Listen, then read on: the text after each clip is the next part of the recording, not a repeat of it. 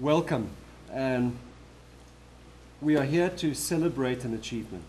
And we've all been involved in that achievement. And that is putting together the proposal, developing the first phases of Pallium. We're here to celebrate that. We're also here to roll up our sleeves to get working as well. We're a community, and because we're a community, it's important that we know who we are and we know one another.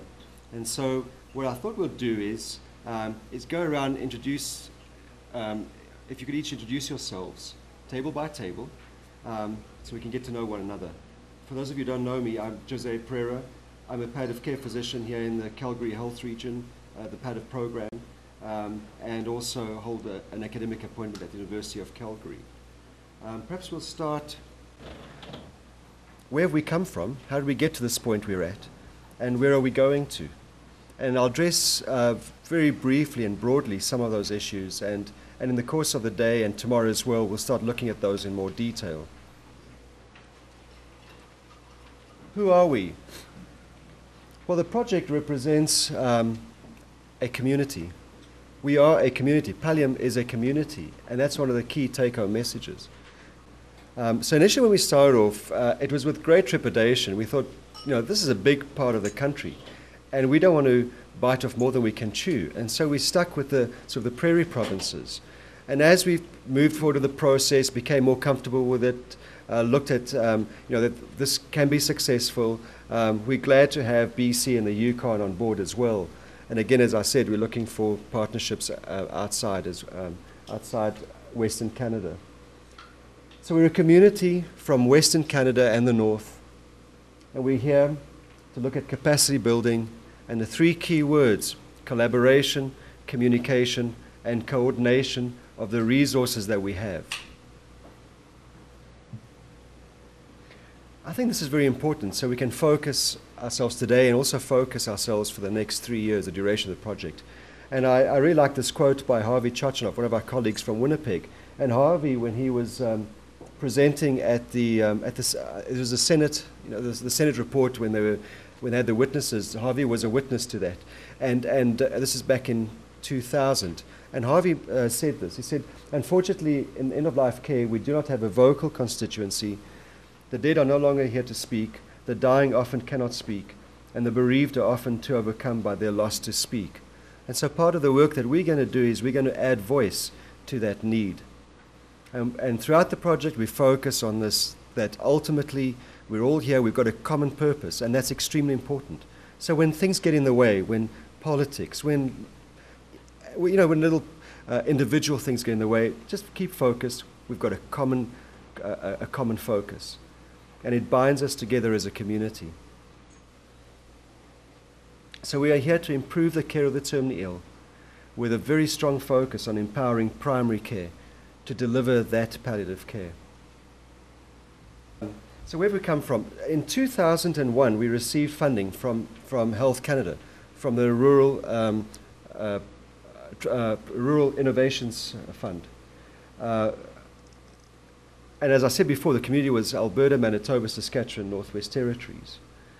We developed a governance structure. We're going to come back to that because for this project that's going to be extremely important is the governance structure that's representative of everyone and that's for everyone.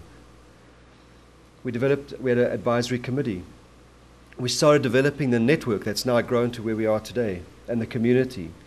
We focused a lot on rural education, on identifying the needs, on looking at some innovative ways of doing the education, particularly in rural areas. And now we're widening further. It's not just rural. It's rural and urban and semi-urban. We're all linked. And we also looked at ways of promoting the interdisciplinary, promoting the cross-discipline, and also, very importantly, the cross-sector collaboration. It has to be a system approach, and that's another key thing we're going to focus on in the next 3 years, is a system approach. We can't just do the education because we've got to engage the administrators as well. We can't just engage administrators and do the education. We've got to bring in the public as well. So it has to be a multi-pronged strategy. This is an overview. We're not going to go into it in detail of some of the activities that we set out. This was our roadmap, to use that word that we hear a lot now today. This is our roadmap for the last 2.5 years. And you'll see We did components of some needs assessments. Were there gaps? Yes, there are gaps, and that's part of the gaps we need to fill in for the next 3 years. We looked at learning experiences at primary care, and most of our focus in the last 2.5 years has been developing the regional courses. There was an online course, I'll come back to that. But what we'd like to grow further now is to look at not only the primary education, but also develop that secondary level, the more advanced practice, so we can identify local champions and develop local resources in each region that's going to ensure the sustainability of the project long term. So we need to develop that. We need to develop things such as the self-directed learning modules. I'll come back to that. In terms of public education, we did a relatively small amount of work there, but we tried something out. When we did the course in Yorkton, we don't have, our colleagues from Yorkton didn't come out today, but in Yorkton, in Saskatchewan, what we did was we had a media blitz. And I can't remember if we did that in Dauphin. Shannon, do you remember? We didn't, but in Yorkton we did that. And so what happened was the local media came out, and it was an opportunity to talk about what palliative care is, the importance of the community involved in palliative care. And so that's a model that we can take up further and develop further and strengthen, so it becomes part of the public awareness that we do.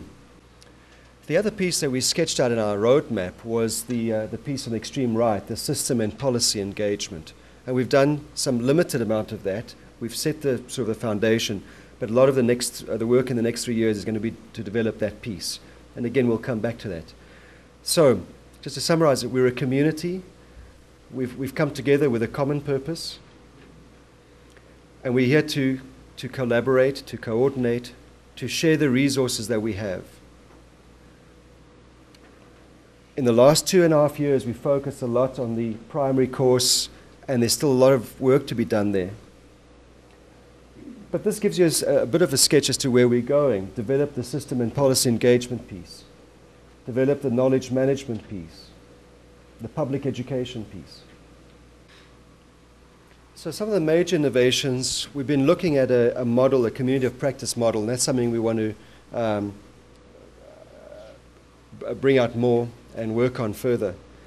We used a process to identify curriculum, a process called the DACOM process, which I think was excellent for the early information that we needed as to where we go with the course, the curriculum.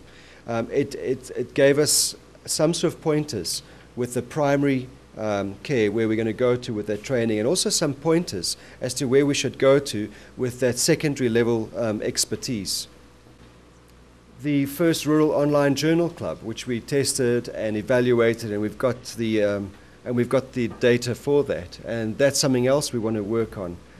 In the online journal club, what we did was hi Gillian, we had a community of rural leaders, nurses, physicians, so I think there's a social worker as well, if I remember, and pharmacists. And the rest were RNs and physicians. And what we did was we tried to keep them up to speed with the latest evidence, with journals. Our colleagues in rural communities don't have access to the journals that we in the academic centres have, and so we've got to find a way to get that information out to our colleagues out in the rural and remote regions. So that's something we need to work further on as well. We looked at the website, the pallium.ca, which if you go and visit now, you're not going to find it because we're busy moving it to a different server. But that's going to form the kernel, the focus of an online repository of information for Canada. We looked at a module for palliative care for Aboriginal peoples, and we had Gay Hansen from up north helping us in developing this, and this is something we want to take out further and actually incorporate much more into the primary courses we're doing and into the secondary level courses as well. We developed a course which we call Broadening Horizons, which was to introduce faculty to online teaching, how to be an online facilitator, and we learned some lessons from that, and we'd like to move forward again with that. As we develop further some distance learning opportunities, we need to be trained and oriented to what it's all about, because it's not the same as a face-to-face environment. Some of the major barriers we experience, and these are important lessons. system-level awareness and attitudes towards palliative care.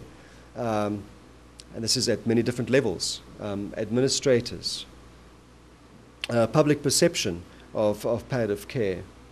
And you've all experienced that, I'm sure. As well as professional perceptions of palliative care being only for the last days of life. And we've been arguing that's not true. Palliative care starts much earlier than that. And very importantly, is some limitation, well, quite a lot of limitation in resources, is the pool of qualified staff and educators that we have is limited. So part of the next 3 years is to grow that, to build that capacity. Anything, Michael, that you... So when we finished the project about a year ago, the first phase, we said, okay, what's our vision? Well, that every region would have a meaningful presence as we move forward.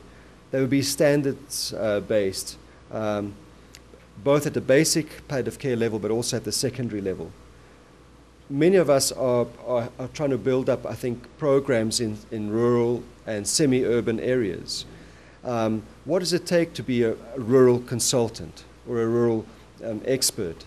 Is it only 2 weeks or 3 weeks of a clinical rotation? Well, we would argue not, and perhaps as a community we can start developing some standards or some expectations. We've got 3 years, 2.5 years, 3 years to do this in. Where are we going to? And I'll show this picture. This is an Airbus jet.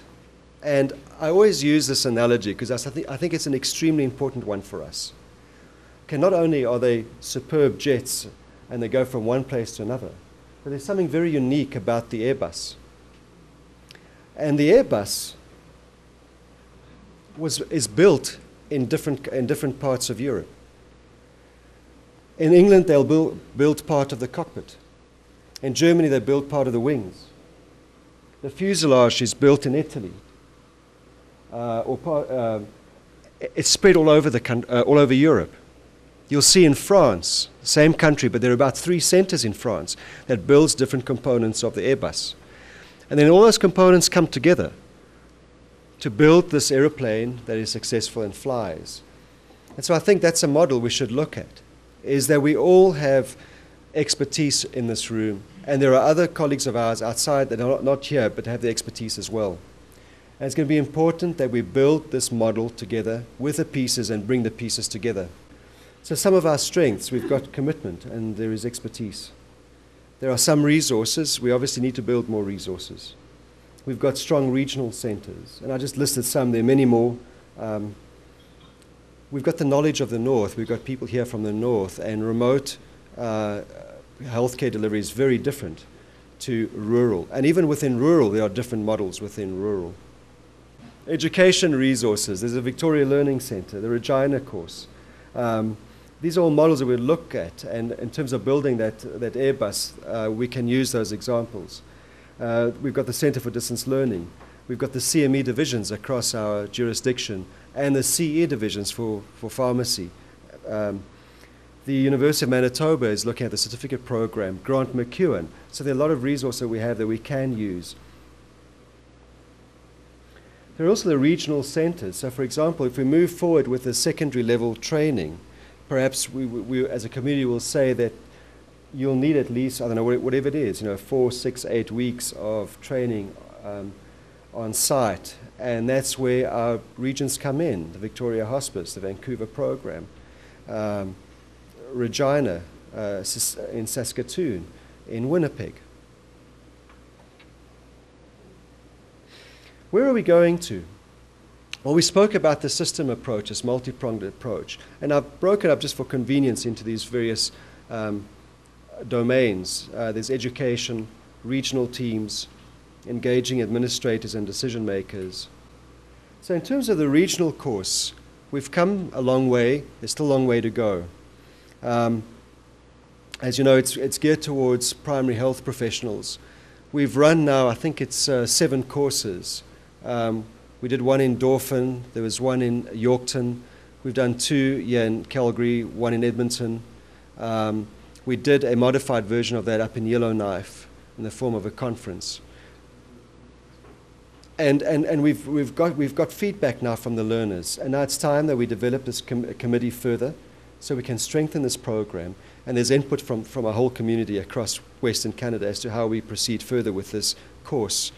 How are we going to modify it? How can we build a stronger interdisciplinary component into it? Because that's still somewhat lacking.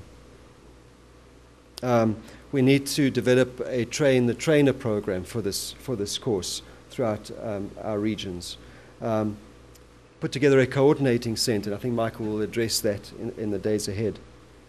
Come out with a professional product and get someone to help us develop this and put this together. Very importantly is to do evaluation and identify colleagues who are experts in this area to not only guide us through further development of the course, but also to help with the evaluation piece of that, so it comes out as a strong, strong product. In terms of the secondary level expertise, we've really spoken briefly about that. How can we build up these these regional resources, the expertise that goes into it? And it's not just clinical. It also has to do about being leaders of change, opinion leaders, how to engage the stakeholders, how to find win-win situations given limited resources around our regions. And that's where, again, we can come, I hope that in the next 2 years or 3 years we develop a program of education specifically for that group, using the expertise that we have in our regions. There's new technology that we can harness. We can use that for some incorporating distance learning to reach out to those of us who cannot come to the larger centers, as Grant McEwen is already doing. Develop our rural palliative network further. There's also URPN, which is an urban-based network, and there have been some family physicians and nurses that have come forward to us and said, look, we would like a network as well within our regions. And so, in Calgary, we're going to try this out and test it out and see if it works. I think it's time that we develop a handbook, a consensus-based handbook across our regions, where we all have input into this handbook. Perhaps using the Alberta Palliative Care Resource as a start. It needs to be updated. It desperately needs more information there on psychosocial issues. But if we can come up with something that's more regional. And put it into some electronic formats as well. More and more physicians and nurses and residents and students are walking around with their PDAs. System engagement. Do we need to develop some institutes or educational programs or opportunities where we can sit down with these stakeholders and find ways of identifying win-win situations for all of us and moving forward? And perhaps it can look like once or twice a year, some institutes where we bring regional health authority administrators in so we can hear what issues they face. They can hear our perspective, and together we can develop some really good models that work and work in the various regions, because they are different. This piece, I think, is extremely important. There are many of you here that are from rural regions, and some of you are from regions where you've worked hard to develop superb programs, and they're just being shut down around you. And it must be very demoralizing. And I think it's time that we get a better idea through research as to what is happening in our rural communities. What are the health policy issues in addressing palliative care? What are the service delivery issues? What are the models? But we need data. It has to be done with research. And so we've engaged in some discussions with CHAPS, and some of you may have heard of CHAPS. CHAPS is a Center for Health Administration and Policy within the Department of Community Health at the U of C, led by Tom Noseworthy, Dr. Tom Noseworthy. Tom is very supportive of this idea, and this could house a unit for rural palliative care research, where for the next year or two, we look across our regions, looking at what are the gaps, what are the challenges, what are the models, and where do we need to go, but have some evidence. And in the process, what I hope we do is that at the end of 3 years, we've trained a core group of people from our community to become experts in addressing health policy and service delivery issues in rural regions with respect to palliative care.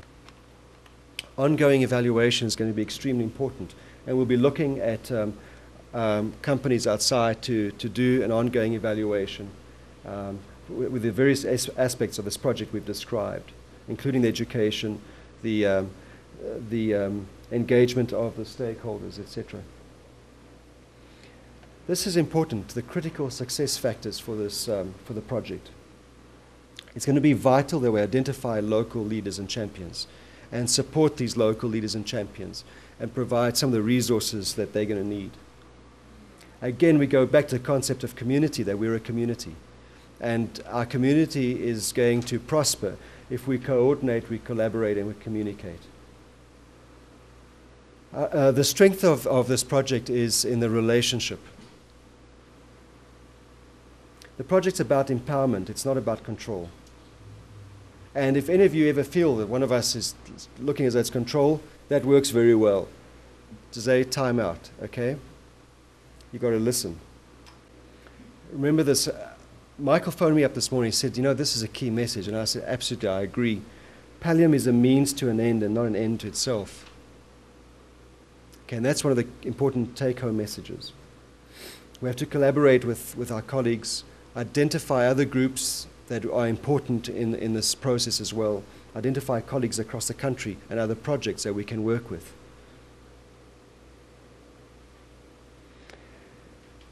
As part of a master's course that I'm now doing, and actually one of my instructors is here, Jocelyn Lockyer, we had for me, was an extremely insightful session with our Associate Dean for Undergraduate Education.